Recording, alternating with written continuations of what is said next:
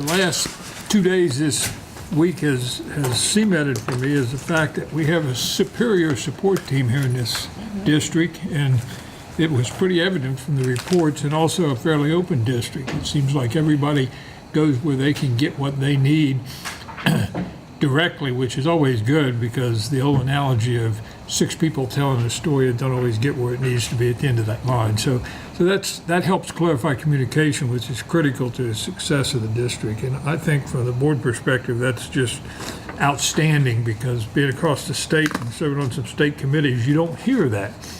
You'll hear 2 people from the same district in 2 different fields. One's playing baseball while the other's still back at the football field. So the other thing that I noticed from my years of being up here listening to those reports, and that is that we've developed well as a district at moving from difficult learners to different learners.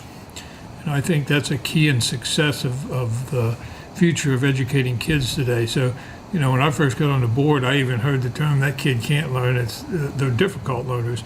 Today, I don't hear that, and in the commonality with the board and some of these reports, I see that standing out, that students just learn different, and when challenged, they can learn well to their capacity. And I'm really proud of this district for developing that in their process of improving the learning. So from my standpoint, that's just one of the things that really stood out to me today. So I thank you, I congratulate you, great reports, we're making progress.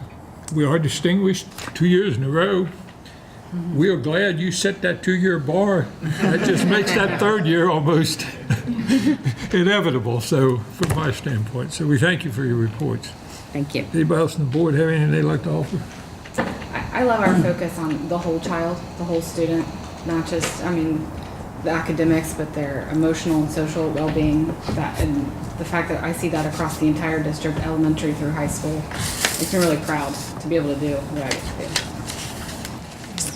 I will echo what they've said and just add that with few exceptions, school seems to know what it is that they need to do in order to improve and have plans to do that. And that's really a positive thing to see, where it's not that you're just clueless as to what issues you need to address. But that's, I don't ever think it's a problem to have issues that you need to fix, as long as you know what you're doing or have a plan to do it. And by and large, I think that every school did that, and that's really refreshing to see that.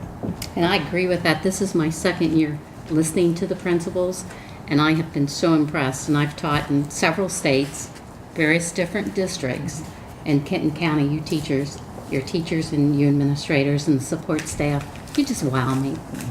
I'm so impressed. And I'm just proud. I got to sit back and listen and watch you guys. It was great. I'm very proud of all of your work that you've been doing, because I know that you said a lot about your principal evaluators being there, and they coordinate all these activities so you all can get together and share. That's the other thing I really like. I like that you all are sharing. You're here for each other at the high school, and the elementaries did some of that in the middle. They were here for each other.